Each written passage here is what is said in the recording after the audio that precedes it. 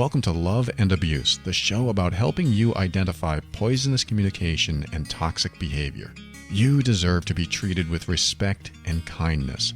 That's why it's important that you learn to pinpoint manipulative and controlling behavior so that you keep your power and your sanity. I'm your host, Paul Coliani.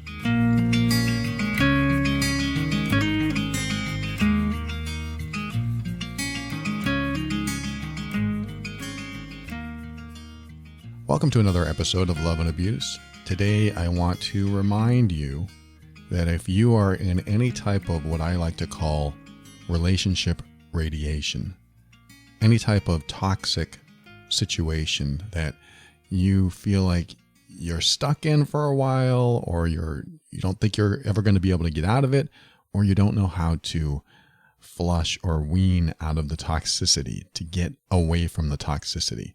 If you're in any type of situation like that with anyone in your life, and you just can't seem to see anything positive about it, you don't think there's going to be a bright future, you just think that this is the way it's going to be forever, and I'm stuck with it.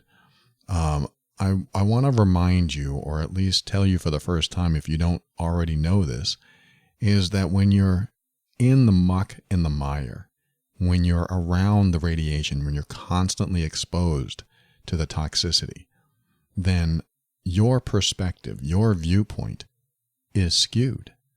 And I'm saying this because I hear from a lot of people that tell me that I'm in this relationship and it may be my last opportunity to be married, to have kids, to just be in a relationship at all. I'm not financially secure. I don't have any place to go. You know, there's a lot of people that feel stuck without options.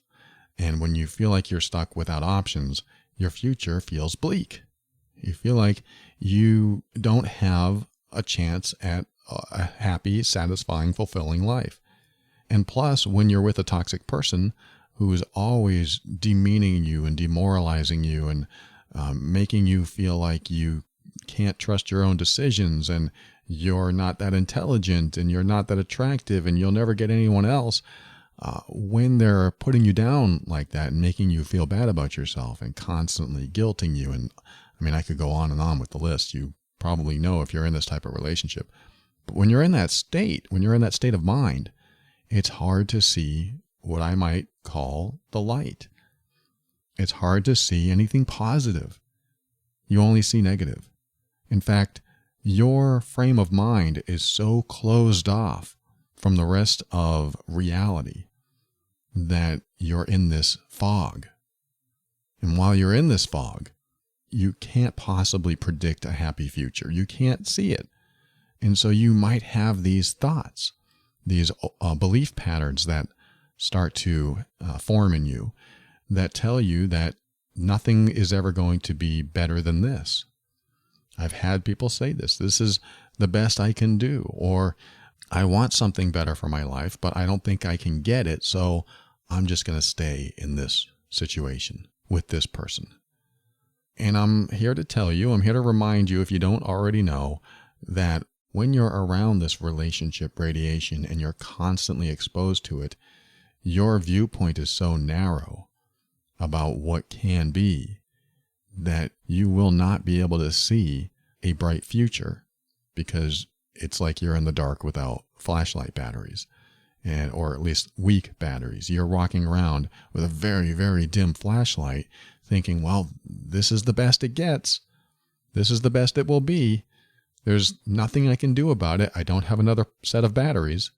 So you walk around with this dimly lit view of your future, of what's ahead of you, and it's hard to see anything better than what you have. Even though you know what you're in is not good for you. It is unhealthy.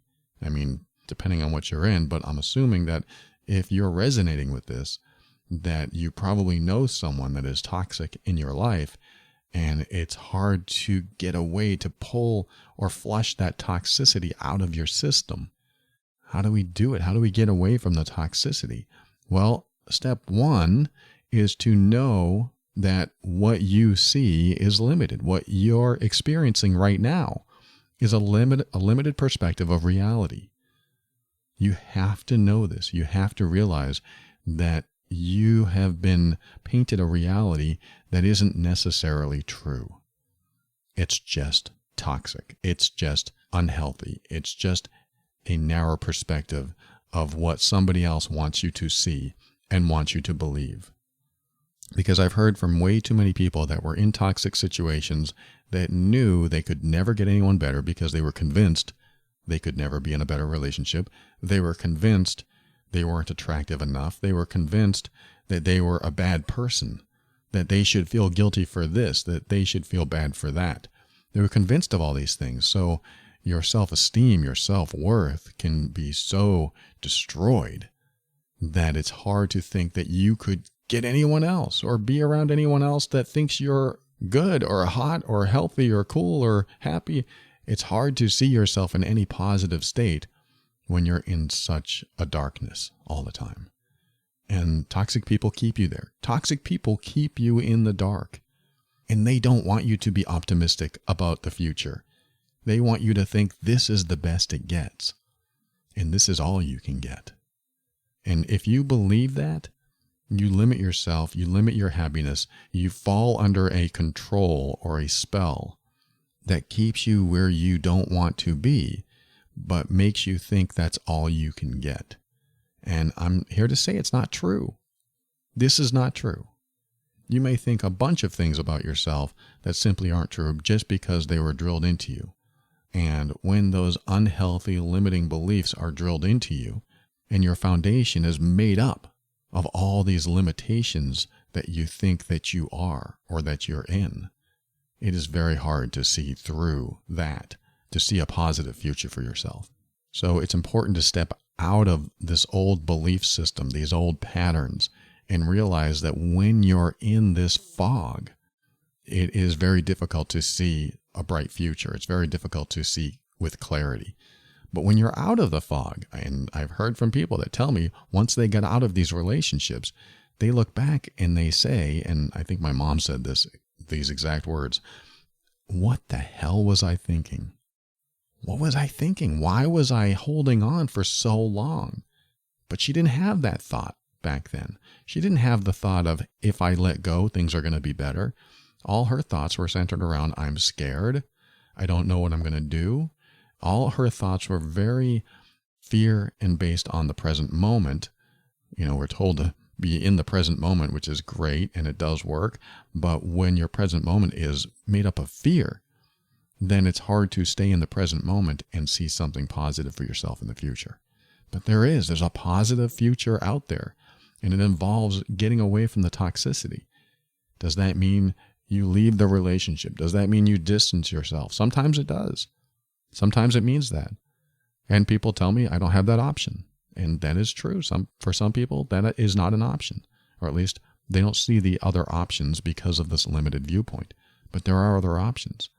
One of them might be just standing up for yourself and honoring yourself and speaking up when you need to speak up and say, hey, look, you're trying to guilt me, to make me feel bad about myself.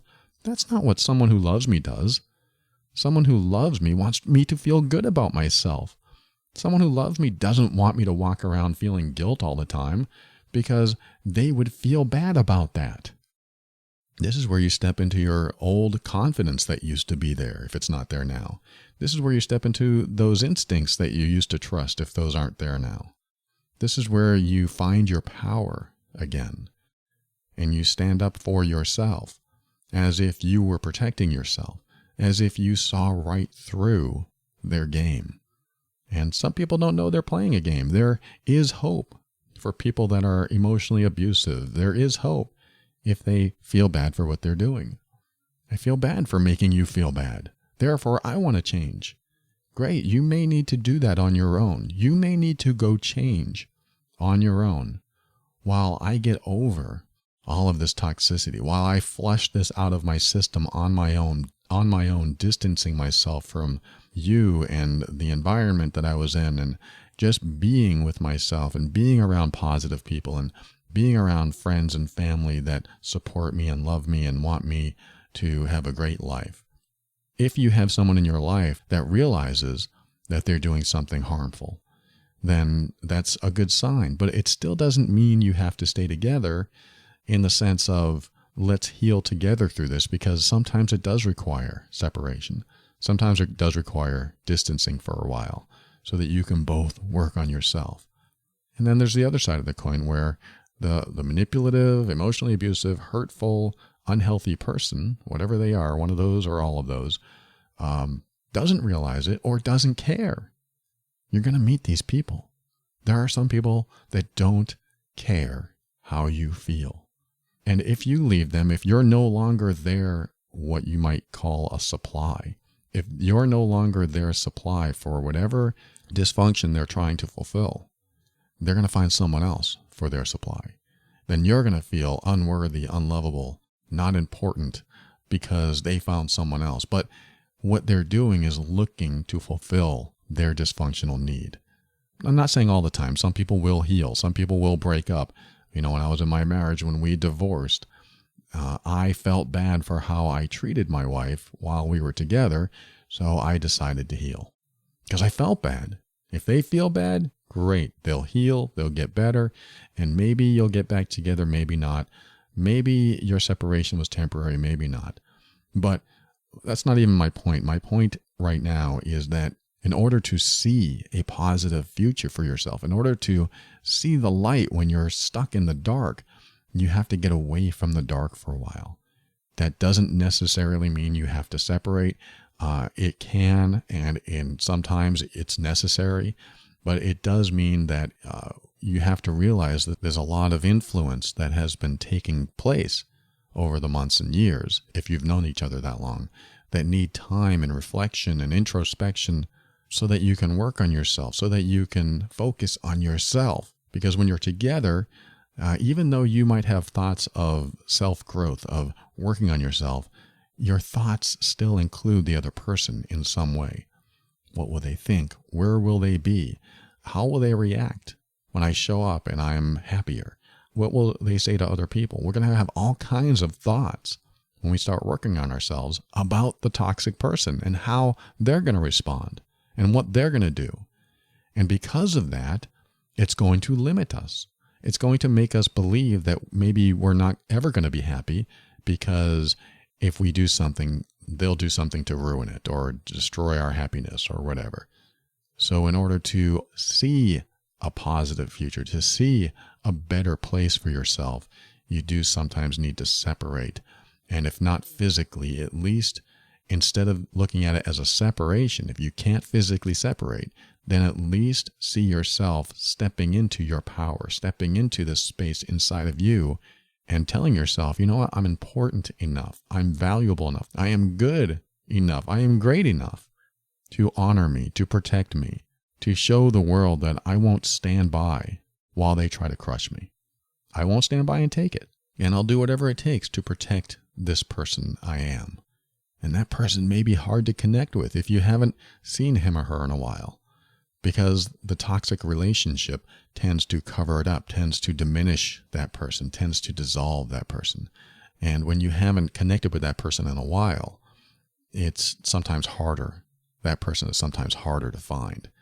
And so I want you to find that person. How do you find that person? You just start asking yourself questions like, if there were no consequences, what would I do or say then? I love that question because it always comes up with the truth. If there were no consequences to what I say or what I do, what would I say or do? And that truth comes up. And if it can come up and out of you, this is where you start stepping into your power. A question like that is great. Another question is, do I see myself in this relationship for the next 6 months, for the next 6 years, for the next 20 years? And how will I feel if nothing changes or if things continue the way they are, which is basically the same. But if things are going downhill now, if they continue going downhill, how will I feel in 6 months? How will I feel in 6 years? And you ask yourself these very important questions, because if you have a realization that in 6 years, I will be so miserable, I'll feel like killing myself, which I don't want, but you might have this thought or feeling, then it's important to start making decisions today. Start thinking differently today. Start flushing yourself and distancing yourself from this relationship radiation so that you're not so exposed to it anymore. And once you do this, once you start realizing that I deserve to be treated better, whether you stay in the relationship or not, once you realize this, I deserve to be treated better, then you'll start making decisions that are right for you, that work for you, that are healthy for you. And when you're in that space, the right answers will come. So you may think you have no options, you can't do anything. But when you start standing up for yourself and you start believing in yourself and you start knowing that you deserve to be treated with kindness and respect, I say it in every episode, I deserve to be treated with kindness and respect. When you know that in your heart through and through, you'll start thinking differently, you'll start acting differently, and you'll feel different. It'll still be hard if you've been in this radiation for a while, in this toxic environment. It will still be hard because you are still thinking from this old paradigm, from this old belief system that things may never get better. We're trying to lift the fog inside your head. We're trying to get it out of your system so that you have a fresh set of batteries, so that when you point the flashlight out into your future, you see something more positive, you see it brighter, you see it clearer. And it's very hard to see it clearer when you're so flooded with toxicity. So just remember, if you can't see a bright future, if you can't see a positive outlook or a positive outcome, just remember you have a limited perspective when you're in this environment, when you're around toxic people. And one final question to ask yourself to help you understand how you might think differently is to ask yourself, if I woke up tomorrow morning and this toxic person disappeared from my life, how would I feel? What would I do differently? How would I spend my day? How would I spend my week? Where would I go? What people would I talk to? Would I hang out more with my friends? Would I go out more? Would I read more? Would I stay home more?